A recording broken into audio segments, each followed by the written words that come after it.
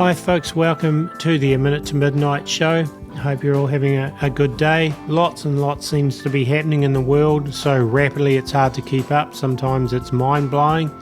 But I have a guest with me today who seems to keep up with so much of it better than most of us have hope of doing. And so I like to pick his brains. Welcome, John Haller. It's always good to have you. Good to be back again. So there's a bit of things happening.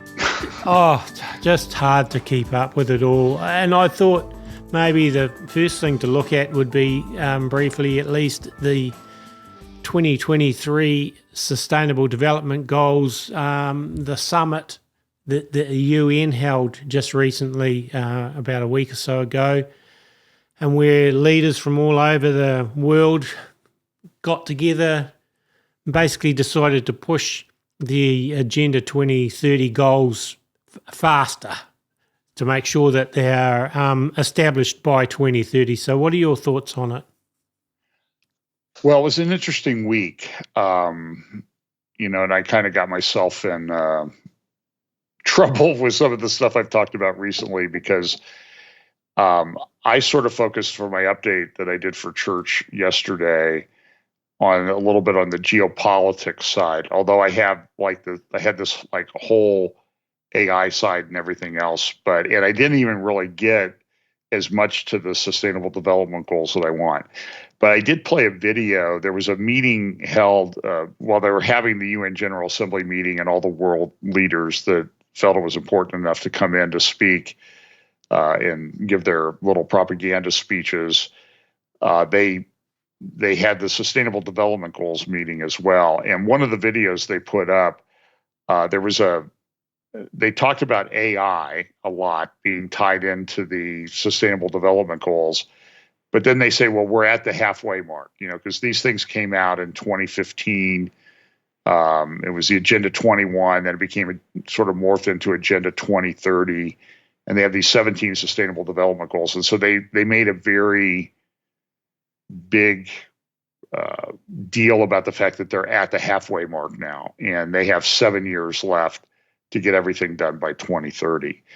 Now, I think it's a pipe dream. I think it's. I talked a little bit yesterday about people want to build the Tower of Babel, essentially, and they want to do it on any number of levels. They want to do it on the artificial intelligence level. They want to do it in the healthcare field. They want to do it in climate and energy and that type of thing. And they're all kind of pipe dreams. So I was kind of thinking about it that, the biblical model we have is the Tower of Babel. And we know that the Lord decided to intervene before before the tower was finished. And so I think that with all the great things that they want to do here, they're not going to get it done, I think, before God says, okay, enough of this nonsense. But nevertheless, they're going to try. So they did have a lot of meetings about the Sustainable Development Goals. And Tony, I found a clip of John Kerry, who is our special envoy to all this climate nonsense. He was on MSNBC the other day, and it's in my video from yesterday. But it either had a facelift or something, or it's not John Kerry. You understand what I'm saying? I'm not usually one who puts a lot of stock in that, but I'm looking at it, or they had the greatest makeup artist ever before he went out to do his interview on MSNBC. It was just very strange. But he's been pushing, this net zero stuff, and what they're doing is they're destroying the economies all over the world.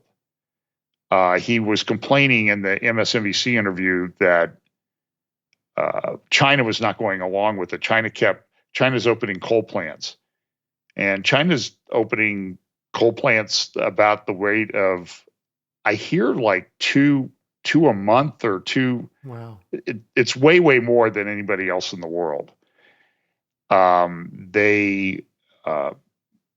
And there's also the BRICS countries, that are trying to de-dollarize the world. I don't know that they're going to be successful because there's not a lot of unity among the countries. Like India's in there, and India doesn't really get along with China. So until they can get some kind of unity among those countries, I don't think they'll be that successful. And I think that their claim that they're going to be gold-backed currency, if they ever come up with a currency, which they haven't come up with yet, I think the gold-backed thing is a ruse. I think it's all going to be digital, central bank digital currencies. I think that's where everything is headed. But so Kerry's complaining about the Chinese not going along with everything. At the same time, Germany is in major economic distress because with the increase in the cost of energy since the Nord Stream pipeline was destroyed, in conjunction with the Ukraine-Russia war, even though it wasn't being part of it had never been authorized to be used, or Germany decided not to use it. It still got destroyed, but it still changed the way Germany gets energy, and the energy is so expensive that their big companies like the big chemical company BASF and auto company BMW, they're having trouble competing because they don't have the energy that they need to work. And so everybody keeps putting in these renewable things. They put in wind, they put in solar, but those really only have an effect for about 4 hours a day. And even if you put real expensive battery backups with those, it doesn't have a continuous 24/7 power delivery. So all this nonsense about, I see all these electric cars driving around and everything, and it's like they're destroying the electrical grids, they're destroying the electrical power production, and then they want everybody to do electric cars, which requires more power. It's just, the whole thing is just absolutely insane. So well, ultimately, they don't want people driving cars. I think that this is just a step in that direction. They're telling us they want electric cars and all us in them, but then when they get to these 15-minute cities and the things they're trying to bring in, they're going to not want people in cars, and I'm sure there'll come a point where, well, it's just not sustainable anymore. We can't have people having their own private autonomy in vehicles and so on. So that's where I think it's ultimately going. Well, I was going to say in conjunction with that, though, in the UK now they've effectively reduced the speed limit. It's just in the UK, it's kind of complicated. Like the unstated, if there's no, in a village, if there's no posted speed limit, it's been 30 miles per hour. Now they're dropping it to 20. Well, it's interesting because in New Zealand, the current government here, they dropped some of our speed limits from 100 kilometres an hour to 80 kilometres an hour on some of our highways. But there's an election coming up in a few weeks, and the national government, which is the opposition, which looks quite likely that they'll end up in power and kicking this lot out, they've vowed to raise the speed limits back up again, and even to increase some of them to 110 kilometres an hour, which is 65 miles an hour or 67 or whatever. So I don't know what's going to happen there, but that's in the news the last couple of days that, that's their push is to actually raise some of the speed limits back up that the current government took down. Because, it's ludicrous in some places where they've dropped them from 100 k's to 80 k's. So basically down from 60 miles an hour to 50. So we're kind of looking like we might go the opposite direction there, which is interesting considering what you've just mentioned about the UK. But, all in all, the Sustainable Development Goals, they've said, what did they call it, to increase the speed of it anyway. I can't think exactly the wording that they use, but to make sure that, because they're not on track, they need to do it faster. So I can see overall they're going to try and push harder in the next 7 years. Yeah, that's what that one intro video that I played a little bit of yesterday said. We're at halftime and we've got to really push to get this done by 2030. Accelerate a phase of accelerated progress. That's what they're calling it. Yeah. So they're so that was a big part of the meeting there, and then there were if you want to sort of understand a little bit of what's going on, just start looking up COP28, which is the meeting that's coming up in the United Arab Emirates, I think around November 30th, and it's it's all the climate change stuff, and all the climate change people are pushing it. King Charles, I still want to call him Prince Charles, King Charles, and all these people, they're trying to push this this COP28 meeting. Like they're gonna save humanity. The whole thing is insane. It's clearly a system of control that they're trying to put in, and they just use the environment and energy and all that other stuff as a ruse to lock everybody up.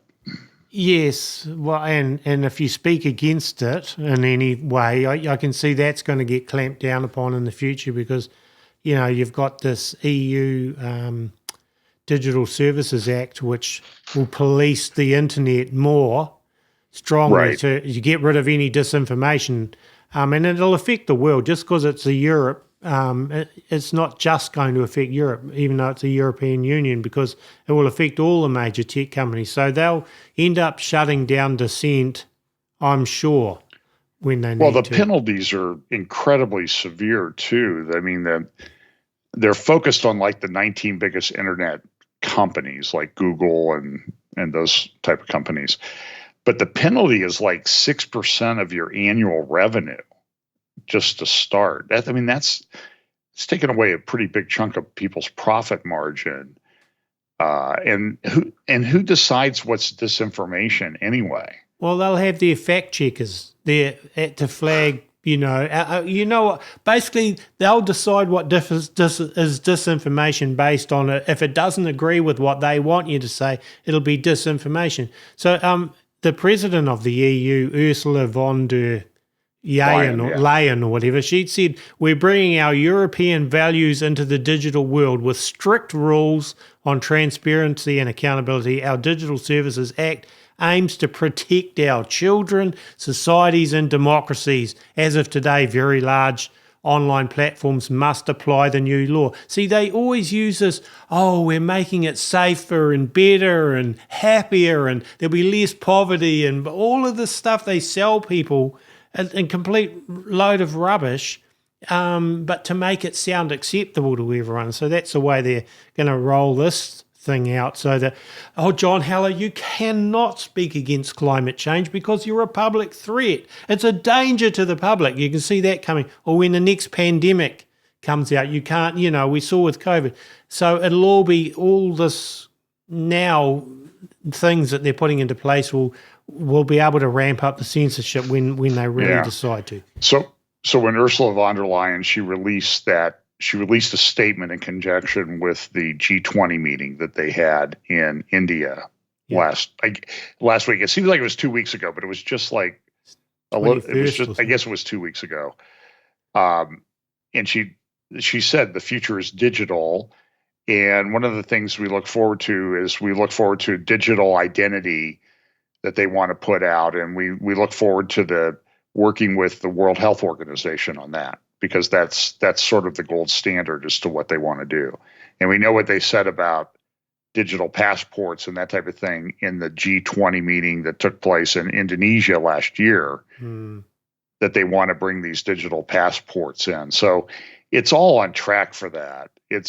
And right now it's hard. It's really hard to keep up with all of the different things that are going on, because, we have war in Ukraine, we have geopolitics, we have war in Armenia and Azerbaijan, we have all the meltdown of a lot of countries and coups that are taking place in Africa. It's crazy out there. I mean, it's just really, for those of us who try to watch it, I think last week was probably I'm trying to think of the term I want to use, the most overwhelming week in terms of trying to keep track of everything that's going on. It was just, because I like to edit videos and play the clips of people saying what they're saying. And it was hard to keep up. It was really hard to keep up.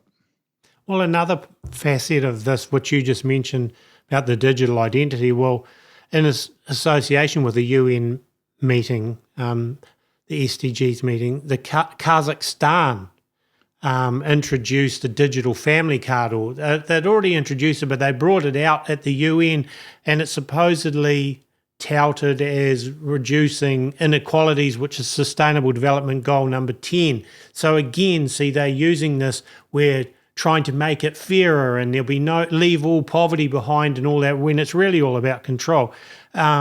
They're basically a digital family card, unique in that it'll provide a single point of interaction between government agencies to support the population in areas such as education and social protection, finance, justice, medical and social support, and so on. So it'll be all rolled into one card. And a guy called Baghdad Mussin, who's a Minister of Development, Digital Development, Innovation and Aerospace Industry of the Republic of Kazakhstan, presented this at the UN headquarters, and he said, we can monitor social and economic conditions, home conditions, healthcare, education and others. We are now able to identify family problems that need to be addressed. In other words, they'll have you completely monitored through this if people will sign up to it, the benefits. Oh, we've got this wonderful card, but basically it's about control and surveillance ultimately. And this is of course, this interesting is just too. one country, but right. But I see.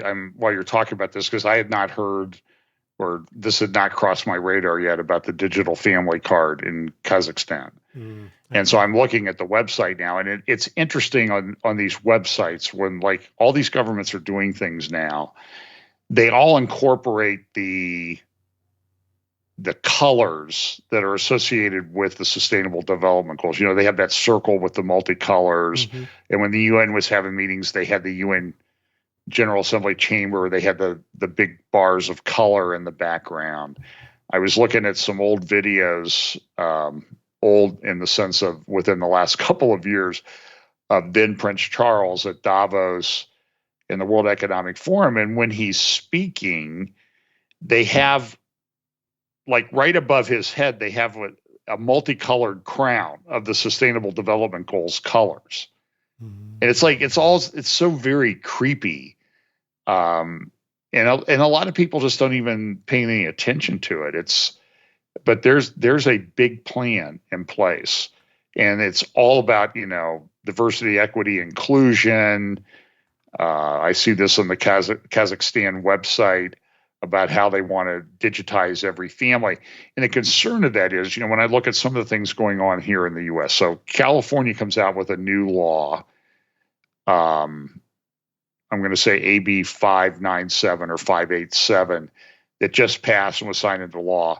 And right now it's sort of limited into child custody disputes. So if you have a child who wants to transition to another gender, and you don't affirm that, if you're in a custody situation with a spouse and you don't affirm the child's decision or what the custodial parent has made the child's decision to be, then you can lose all rights to custody of the child, and they can remove the child from the home if both parents won't affirm it. It's just a total control system that they're putting in place for their particular agenda. And now you look at what Kazakhstan wants to do, and other countries in the SDGs is they want to digitize all of that. I'll confess, it's frightening. It's absolutely frightening what they want to do and what they're doing and what they appear to be getting away with. And I don't know what the answer is right now. To be honest with you, we try not to participate, but what are you going to do when they start tying it into your bank account? Well, and you're not able to buy groceries or something like that. That's kind of a way to get people to comply. That's exactly right, and that's where it will go. Actually, I just read something Leo Hohmann wrote. He said the idea is to get people hooked into these digitized frameworks, enticing them by touting all the benefits, the ease of use, the convenience, the free handouts, and only after the masses are fully engaged and addicted, then they'll be informed about the dark side of digital slavery, like the possibility of being penalised for a low social credit score. This is the same system already rolled out in China. Yeah. And now being introduced one nation after another. So I'll give you an example of how they say it's convenient, but it's not. So, I pay for gasoline by credit card. and I have a credit card that I want to use because I get frequent flyer miles and that type of thing. But I also have my phone, and on my phone, I have we have a gas station around here called Sheetz. And when they open a new station, they reduce the price. So like I was able to get gas for $2.63 a gallon just the other day. Now in California, it's like $6 or something like that for regular, but they're running a special, and they'll do that for about 60 days after the station opens. So it's just a few miles down the road.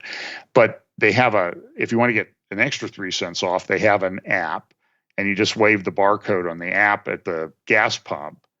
But the problem is I have an Apple Pay card tied into my phone, and I probably should remove it. But, the other day I get the statement for the Apple card, and it's got like $23 extra on it. And my wife asked, what's that $23 for? And I had to look.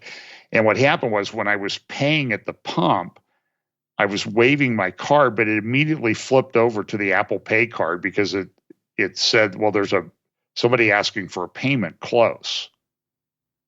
And so it wasn't the card though I wanted to pay with, but it took that card because it was tied into my phone. So and they say that that's a convenience, but it's in a lot of respects it's a hassle, but it just shows how intrusive all of this stuff is getting. So what about the Middle East? Oh, well, yeah. Actually, you mentioned to me off air about Netanyahu meeting with Elon Musk. Can you tell us? Well, let's talk about the Elon Musk meeting first, because that's kind of interesting. Because, Israel touts itself as one of the startup country and the tech startup. When I was at the Christian Media Summit in Jerusalem in December, we had guys who came that were venture capitalists, tech startup people, that were investing. And at the time, by the way, they were talking about the benefits of the Abraham Accords that Israel's entered into with 4 countries, Bahrain, United Arab Emirates, Morocco, and Sudan. And particularly with the United Arab Emirates, because, they've got a lot of money there. And they were talking about trade between Israel and the United Arab Emirates. And when the Abraham Accords came out, they were talking about, we'll do $100 billion of business over the next decade with United Arab Emirates. Now they're talking like $1 to $10 trillion just with United Arab Emirates over the next decade, because it's opened everything up and everything's digitized. I mean, Tucker Carlson has a new interview that just came out. I've not seen it with, they call him MBZ, Mohammed bin Zayed, who is the ruler of Abu Dhabi and the president of the United Arab Emirates. They have like 7 emirates that are combined together. So he's elected as the president. And everybody's touting this digital stuff. So Netanyahu comes to America, and he's going to be meeting with people at the UN. He subsequently met with Erdogan of Turkey, who he had never met before. And he met with Biden, and he met with other people while he was there. He gave a speech. But before he did that, he went out to San Francisco, Silicon Valley, and had a meeting. And you can find the video. It's about 53 minutes. It's on YouTube. And in the live stream session, they had Elon Musk, Benjamin Netanyahu, Max Tegmark. Max Tegmark is one of the pioneers of artificial intelligence. He's a former professor at Massachusetts Institute of Technology, MIT. And then they also had a guy named Craig Brockman, who is one of the executives who runs OpenAI, which is probably the largest and most active AI company in the world. And they had a very interesting discussion. And one of the things they talked about, well, like, what do you want to have happen? What do you hope to happen in here? I think Netanyahu asked Musk that question. And it's pretty clear. I will say this. A lot of people don't like Benjamin Netanyahu. He's a very intelligent guy. And it's clear he had read Max Tegmark's book. He'd read a bunch of books by Elon Musk. And he knew he was able to engage these guys on a level that I don't think almost any other world leader would have been able to do so. Certainly Joe Biden couldn't do it. I mean, that's a given. But I'm telling you, he was able to carry on a conversation with these and challenge these guys on some issues. But they were talking about it, and Musk made this kind of strange comment about, well, what we really want to accomplish here is we want to, when I think of what an AI world looks like, it's heaven is the word that he used. And it's you won't have to work, and you'll have a universal basic income, and really you'll have a universal high income, and everything will be great. And Netanyahu's question to him then was, so when do you die? And Musk goes, well, I think that'll be up to us. That'll be our choice. Then Brockman kind of jumps in and he says, well, I think the person who's really been able to analyze this and tell us where we're going the most is Ray Kurzweil, who's at Google. And he was talking about the singularity when all of this merger stuff happens. And remember the famous Time cover from 2011, I think it was. It had a sort of a robotic humanoid head with a wire coming out of the back of its neck. And it said 2045, the year man becomes immortal, because that's when Ray Kurzweil was saying that the singularity would come. Well, there was an article published last week, and I don't remember where it was. I apologize. Kurzweil has now said that the singularity comes about 2030. So Brockman goes, well, I think Kurzweil is the guy who's most on track with this. And Musk then says, I agree. And Elon has been very coy in whether he is on board with Kurzweil's vision, or what Kurzweil would say, he's just reporting what's happening. Like Yuval Harari would say, I'm just reporting what's happening from a historical perspective. I'm not necessarily advocating it, but in a sense they are, but they won't admit that they are. So Kurzweil says that the singularity is coming in 2030, and before that, in 2028 or 2029, we're going to have the merger of man and machine. Now that comes the same week that next, what's the name of the company? The brain chip company that Elon Musk has. Oh yeah. Next. I know it. I'm trying to think what it's called. I want to say Nixio, but that's a sort of medication. But it's well, whatever. Yeah. But they're going into human trials.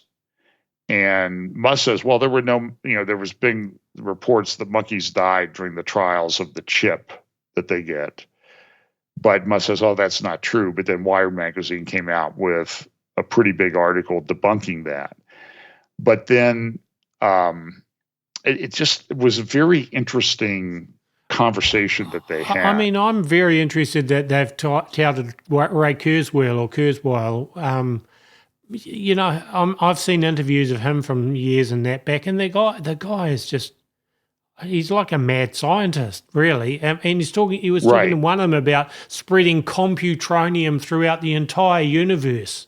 And, and basically his dream, he's not just reporting something, it's his dream, this whole transhumanist thing. He's absolutely on board with transhumanism as some sort of God-man answer, And by the way, Musk has been a little bit coy on that, but Patrick Wood, who's written a great book, The Evil Twins of Transhumanism and Technocracy, his contention was that the technocracy part was an economic system that they wanted to put in place, but it didn't really have to do with religion. But not only are we seeing this merger of man and machine thing, we're seeing a merger of the technocratic and religious aspects, especially through artificial intelligence. So you have Yuval Harari, who goes to Silicon Valley in 2015 and says, I like coming here because this is where the religions that will control humanity in the 21st century are being created. Well, that's a religious thing that he's doing. And so you have Kurzweil doing this, and now you have Musk on board, and he says, well, the world that we created will be heaven. And Netanyahu is bright enough to say, well, wait a minute, what happens when you die? And so when we think of this stuff, and I always try to bring things back to Bible prophecy and everything, are these, we talk about this final coming empire, beast empire with 10 kings. And the question is, when do we stop maybe thinking of them in terms of geopolitical terms, like this country or that country, and think that the CEOs of the technology companies might be the kings or the kingdoms that we're talking about, because they're incredibly powerful. In my own community, we have probably $50 billion of construction going on 15 minutes from my house on tech outfits. Google, Meta, and Amazon. Amazon just announced they're going to build 5 buildings, server farms, and I think they're tied into their cloud services. They have them all over town already, but these 5 buildings are going to cost $3.5 billion, and they're going to start construction on them very soon. And there's all kinds of construction. Intel's in the process of, they say, going to spend $100 billion constructing the largest chip plant in the world out there. The first phase will be the largest chip plant, and that's just 1/5 of what they anticipate building. And that's, like I said, that's 20 minutes from my house. So they have this company, but let me just share a tweet. I don't know who this guy is. I don't know what his orientation is. The tweet was in Hebrew, so I assume he's Israeli. It was Mike Eisenberg, and he made a point. He listened to he had a very long series of tweets, but he made this point. Just listen to this in light of what we talk about in Bible prophecy. The very fact that Prime Minister of Israel met with Elon Musk before he met with the President of the United States conveys something profound about a shift in power in the world. The CEOs of the technology companies are stronger today than the world leaders. They are a center of power. When Musk joked that he was the unofficial president of the United States, because Netanyahu mentioned, I'm talking to you before I go see the president of the United States, and Musk kind of said, well, I'm the unofficial president of the United States. This guy says when he says that, it was a nod to the truth because of the strength of the technology, especially in a digital world, and the fact that if technological breakthroughs once came from the people and the government, today the majority comes from industry. Artificial intelligence is developing at a dizzying pace, and currently the most powerful models of all are in the hands of technology giants. When you hear that Musk is flying to see the Chinese government to warn them about the threat posed by artificial intelligence to the regime, you realize that this is just not the CEO of a high-tech company. And Musk did go to China last week, and he said, listen, do you want to be run by the Communist Party, the CCP, Chinese Communist Party, or do you want to be run by artificial intelligence? Because you're at the place where you're going to have to make that decision. And Musk is really tied into China. So, this is people should go watch all 50 minutes of it. And then TechMark, one of the questions that came up was, well, what's Netanyahu asked? A very intelligent question, like, well, what's going to happen to all the jobs, guys? Are people going to lose their jobs over this? How are you going to, what are people going to do? And as Brockman or Musk said, well, it might have been when Musk brought up the heaven comment, but Brockman came in and said, well, imagine this AI though. You've always had a favorite teacher.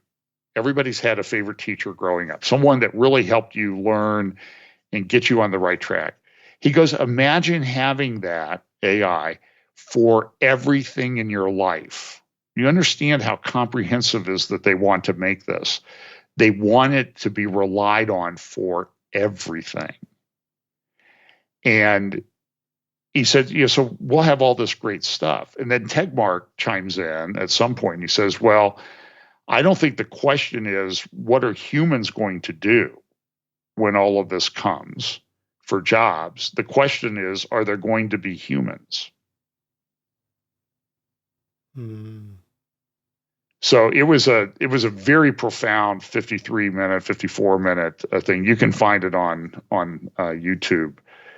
I'm just telling you, this thing is, I think ChatGPT has not, it's kind of fizzled out in a lot. The companies that are trying to push it are having some financial issues because they're trying to figure out a business model to make money off of it.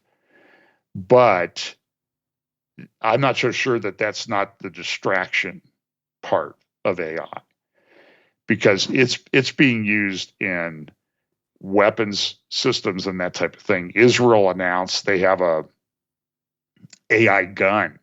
They can give it to a soldier. The soldier doesn't even need to be a good shot. He just needs to be able to hold the thing, and it'll get the target and fire. They just came out with an AI tank. I think Ukraine has done a little bit better in the war with Russia than a lot of people think, because they're using AI technology.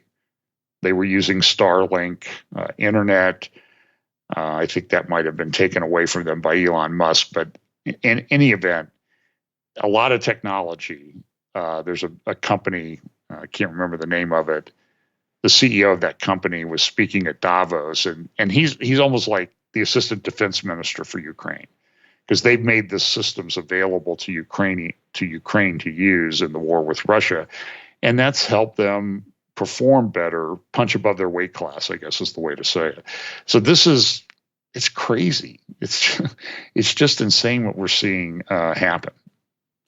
Yes, it is. And just towards closing, and I better be careful how I say this because of the censorship, but I just want to, one other aspect you asked, will there be humans? Or you said something along those lines. Well, we're being kind of pushed narratives towards, right, yeah. The next pandemic, which they don't even know, the next disease X. They're pushing so much how we've got to be looking to this disease X. The World Health Organization is sort of calling it disease X, which will once again need,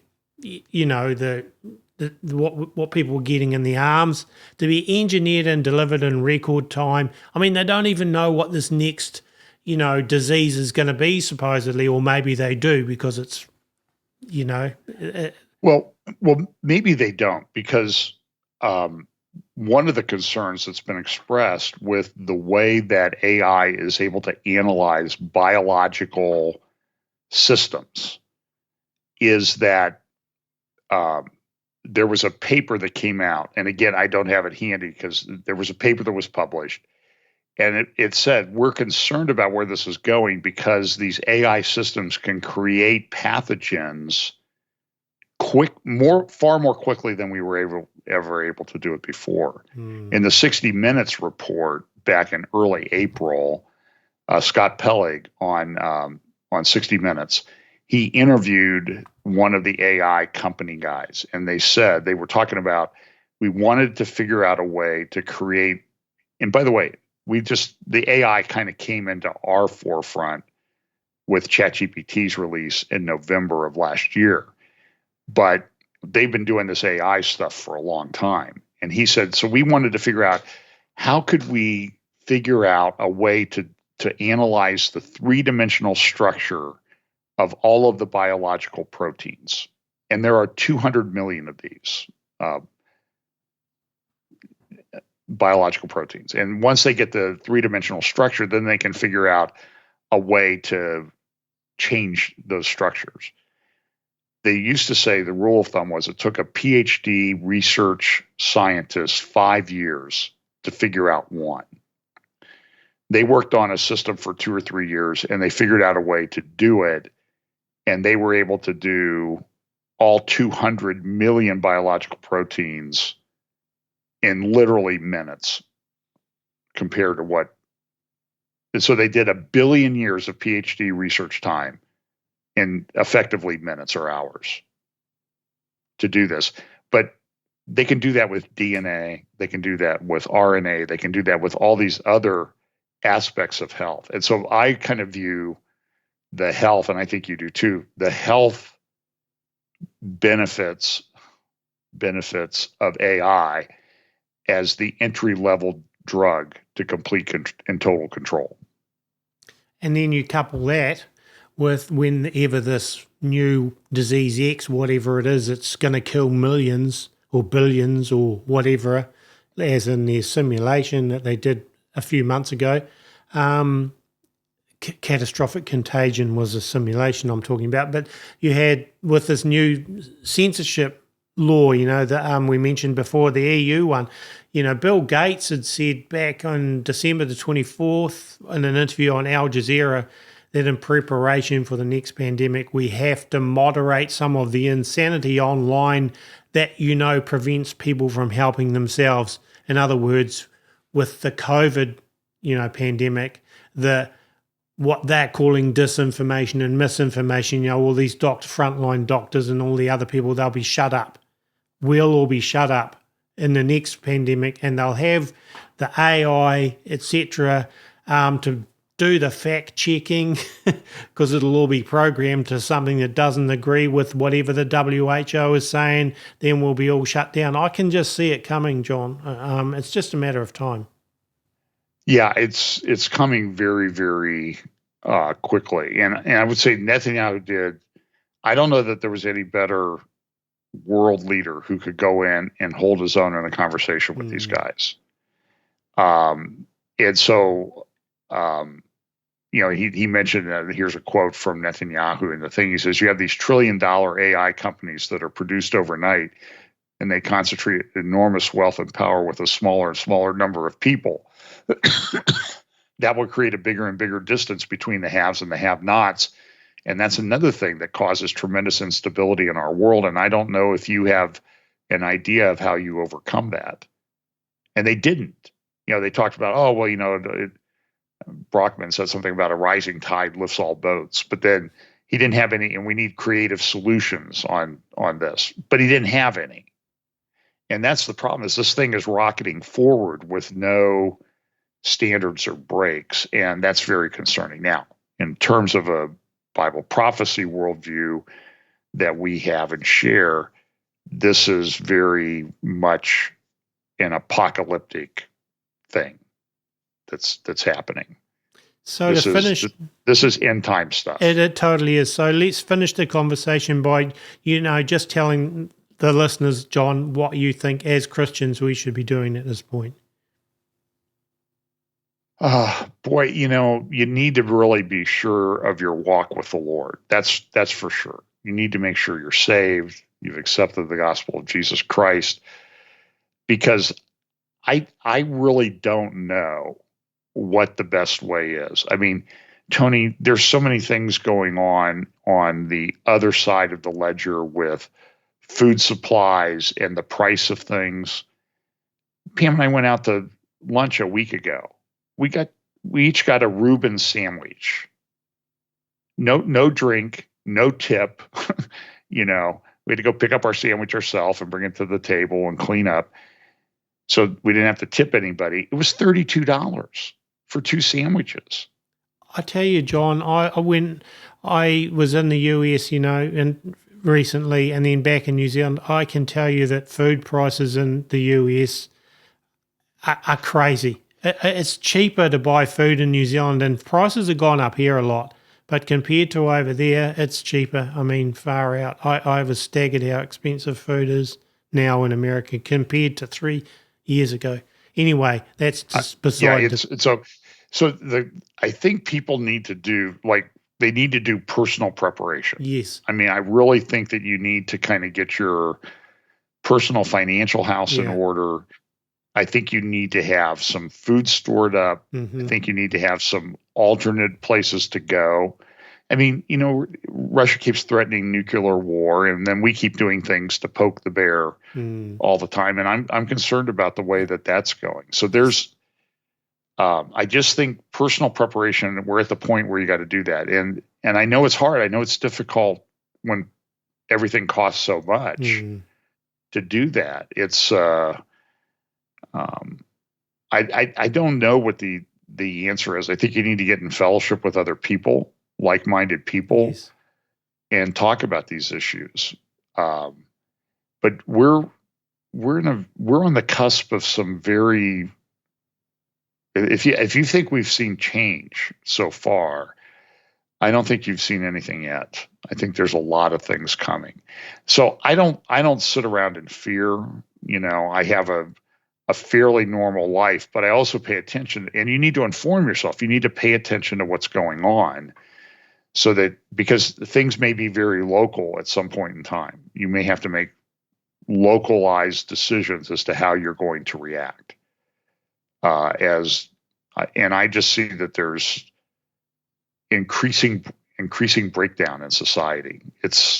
If I didn't know the Lord, I would be really, really troubled. And I know the Lord, and I'm kind of troubled about what's going on, because I know this is coming, but it kind of comes up on you. As you'll say, it happened gradually, then suddenly, all of a sudden, here it is. And we didn't even talk about the geopolitics of the Middle East and everything, where there's significant things happening, but those things happening, peace agreement between Israel and Saudi Arabia, which I think will lead to war. Yeah, that's kind of way when it's a peace agreement. Yeah, but a lot of people aren't going to like parts of the peace agreement, particularly countries to the north. I think what you're seeing with the Saudi Arabia Abraham Accords is you're setting up the kingdom of the south, king of the south, that we read about in Daniel 11, who's opposed by the king of the north. And all those guys, if it happens now, everybody, all the players are being put in place. And so I do think that there's a significant chance of war in the Middle East, particularly between Israel and Iran, or Israel and Lebanon in the very near future. Some analysts are saying September, or it could be September, October. Well, we're almost at the end of September, so next month. And, we're at the 50th anniversary of the Yom Kippur War, which happened pretty suddenly. And it only lasted for about 20 days, less than 20 days. But, and I think that Middle East war like that will happen pretty quickly, but, you need to pay attention to what's going on. Yep, totally agree. Well, thank you, John. That was a fascinating discussion. Oh, I really enjoyed it. Thank you so much. There's so much food for thought in there. Okay, thank you, Tony. God bless. Bless you too. Folks, don't forget our website is aminutetomidnight.com. Make sure you're subscribed to us there. We also have Rumble, YouTube, BitChute and Apple Podcast channels, but we post our videos and so forth on our website directly as well, so we do like people to subscribe to our website.